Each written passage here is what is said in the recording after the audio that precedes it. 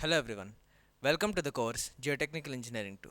So in this module number 4 and lecture number 7, we will be discussing on the settlement criteria. Before that, let us now look at the course outline of Unit 4 once again.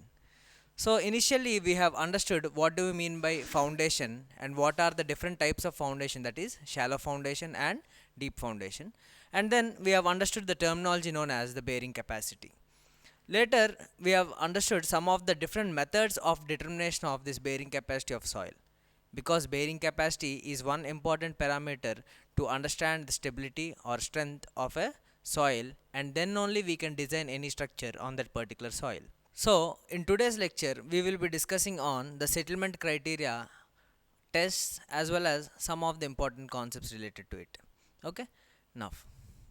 So in the previous lecture, we have discussed the Indian Standard Code method.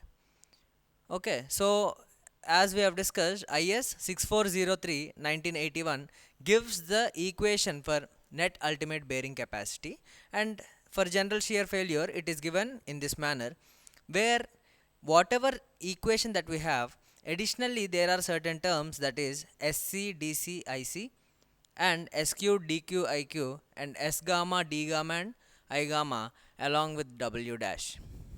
So these additional factors considered in the Indian Standard Code are obtained from the Weisnick's theory, where S represents the shape factor, D represents the depth factor, and I represents the inclination factor.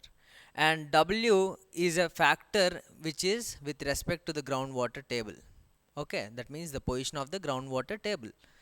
So similarly, for local shear failure case, as we know, C is taken as the mobilized cohesion and phi is taken as the mobilized angle of internal resistance. So that is why it is modified with 2 by 3 into C, and NC, NQ, N gamma, the bearing capacity factors, are denoted by NC dash, NQ dash, and N gamma dash. Clear? Now, in case of cohesive soils, so in case of cohesive soils, the same equation is obtained by substituting NQ is equal to 1 and N gamma is equal to 0. So in such case, QU is obtained in this particular manner, because NQ is now substituted 1, so this entire term is 0 and N gamma is taken 0. So now NC into C into SC into DC into I is obtained as the ultimate bearing capacity for cohesive soils. But if we have to use the same expression for local shear failure case, just substitute C with mobilized cohesion, that is 2 by 3 into C. Clear? Now, so let us now proceed to the standard penetration test once again. So this standard penetration test we have discussed in our module number 2 in soil exploration. However, we will utilize this in obtaining the bearing capacity. So before that, let us try to understand what do we mean by the standard penetration test in a quick way.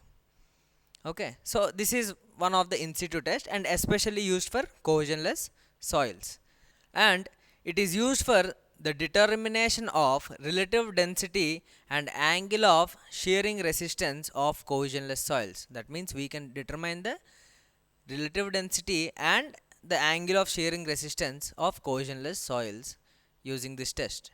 And it is also useful in determining the unconfined compression strength of cohesive soils. Okay, of cohesive soils, that is QU. Okay, now, so apart from that, it is conducted in a borehole. Initially a borehole is dug, and then a split spoon sampler is immersed into the borehole, which is containing some sample collector. Okay, now, so a number of blows are given to this particular setup, and the sampler is driven into the soil along the borehole, and for the last 300 penetration, okay, we are finding out the number of blows that are taken for every 150 as well as the 300 and the last 300 So the N value is now recorded at the particular depth of a borehole for the last 300 penetration. Clear? This we have understood in the previous lecture. So that value is recorded as the N value at that particular depth. So if we require the N value of a particular layer of soil, then we may take the average of the N value at different depths. Clear? Now, So this is known as the standard penetration test number n. Okay, so this n value is known as the standard penetration test number. So now coming to the correction values, since this value have to be corrected as we have discussed, okay, the values obtained in the field for sand have to be corrected before they are used using some empirical correlations and design charts. This we have discussed initially as well. Okay, so what are the correlations that have to be done? One correction that has to be done is given by IS 2131 1981, that is the correction for overburden pressure. Okay, and the other one is the correction for the effect of dilatancy. Clear? So these two corrections, as we have discussed, have to be made for this n value whatever that we have obtained. Okay, now so the correction for overburden pressure. Now that means since the confining pressure increases with depth, as the depth increases, the confining pressure also increases, and therefore the n values at shallow depth are actually underestimated. So whatever shallow depth the n values we are finding out, they are actually underestimated than the actual one, and at larger depths it is overestimated. So because of that only, considering the overburden pressure effect, we have to correct this n value. Okay, because in shallow depths it is underestimated, for greater depths it is overestimated. So that is why the correction considering the effective overburden pressure is taken. Okay, now so the corrected n values are given by Gibbs and Halls, what we have seen earlier, for dry and moist clear sand. So it is given by NC, that is n corrected value is given by NR, that is recorded value, into 350 by sigma naught bar plus 70, where sigma naught bar is the effective overburden pressure. Okay, so this has been modified for common corrections by Peck and Bazara. So these we have discussed, that NC is given in this manner. Okay, when either this effective overburden pressure, that is sigma naught bar, is greater than or less than 71.8 kilonewton per meter square, and if it is equal to 71.8 kilonewton per meter square, so you can directly take NC is equal to NR. Clear? Now so where I have stated NC is the corrected n value, NR is the observed or recorded n value, and sigma naught bar is the effective overburden pressure. Okay, now so the other one is the correction to dilatancy. So in this, the corrections whatever that we have applied for the overburden pressure case, okay, so that has to be used as our NR, and the NR obtained from the overburden correction, okay, whatever I stated, so exceeds 15, that means if it exceeds 16 in saturated fine sands and silts, then dilatancy correction has to be applied.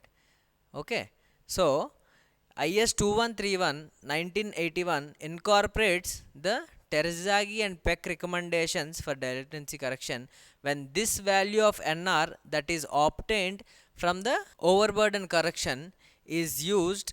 Okay, when it is greater than 15, then using that we have to obtain the corrected value for dilatancy using this expression, that is NC is equals to 15 plus 0.5 NR minus 15, where NR in this case has to be used from the corrected value of overburden pressure. Clear? Or in some instances it may also be used from the design charts. Okay, now so if NR is less than 15, then NC is equal to NR. If it is greater than 15, then it is an indication of dense sand. Clear? Now so coming to the bearing capacity from SPT. Okay, so we have understood SPT method till now. Okay, and then how we will determine the n value, that also we have understood. So from that n value whatever that is recorded, we need to obtain the bearing capacity of a particular soil. So this can be obtained from two methods.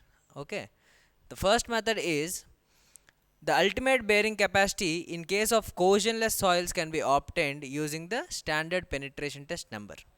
Okay, so the test is conducted below the foundation beams. That means wherever I am constructing a particular foundation, below the foundation itself the test has to be carried out. That means at the level of the foundation base we have to excavate, and then from there itself we have to carry out our borehole and then the penetration of this split spoon sampler. Okay, then we have to carry out the test and find out the n value, that means below the base of the foundation. Okay, so at the base of the foundation it has to be found out up to what depth, up to a certain depth which is equal to 1.5 to 2 times the width of the foundation. That means if b is the width of the foundation, then we have to carry out this test up to a depth of 1.5 b or 2.0 b. Clear? Now, so the phi dash value can be obtained from the n value. Since if we know the n value, obviously we can find out the phi dash value from the bearing capacity chart what we have seen in the previous lectures. So if we determine the phi dash value from the n value, so obviously we can determine the bearing capacity factors, that is nc, nq and gamma, because nc, nq and gamma will depend on the phi dash value. So that is why we can determine the bearing capacity factors. So obviously if we can determine the bearing capacity factors, we can determine the ultimate bearing capacity using the expression given by Terzaghi. Clear? Now, so if phi dash is obtained from the n value, the bearing capacity can be obtained by obtaining the bearing capacity factors. Clear? So now let us look at the method 2 now. Okay, so we know that QU, the ultimate bearing capacity, will depend on the phi dash value and n value, as we have discussed in method 1. So Tang gave the following expression for determining the net ultimate bearing capacity of a strip footing. Okay, so he has given the expression as 0.5 n square into b into w gamma plus 0.83 into 100 plus n square into df into wq. Okay, so these two terms w gamma and wq are something very new here. Okay, so where qu is the ultimate bearing capacity. Okay, so this expression is an empirical expression where the qu is obtained in kilonewton per meter square, and w gamma and wq, these are the water table correction factors. Okay, these are the water table correction factors. That means depending upon the depth of the groundwater table, these factors have to be used. Okay, apart from that, if df is greater than b, that means the depth of the foundation is greater than the width of the foundation, then we can take df is equal to b. Clear? So now, so in case of square and circular footings, that means if you consider the strip footing and if it is a square or a circular footing, then the expression is modified by Tang in this manner, where it is 0.33 n square into b into w gamma plus 1 into 100 plus n square into df into wq. Okay, and in case of the net allowable bearing capacity, to determine the net allowable bearing capacity, the above two expressions are divided by a factor of safety which is equal to 3. Okay, because we need to obtain the net allowable bearing capacity from the ultimate bearing capacity, so it is divided by a factor of safety which is equal to 3. Okay, so and then in case of strip footing, it is obtained by 0.67 n square into b into w gamma plus 0.277 into 100 plus n square into df into wq, and similarly in case of square and rectangular footings, it is obtained as 0.11 n square into b into w gamma plus 0.33 into 100 plus n square into df into wq. If you observe, the only parameters that are changing is the coefficients, okay, below these terms. Clear? The coefficient before these terms have been changing. Okay, so in the upcoming lecture we will be discussing on the allowable soil pressure. Okay, so that's it for today. Thank you very much. Have a nice day.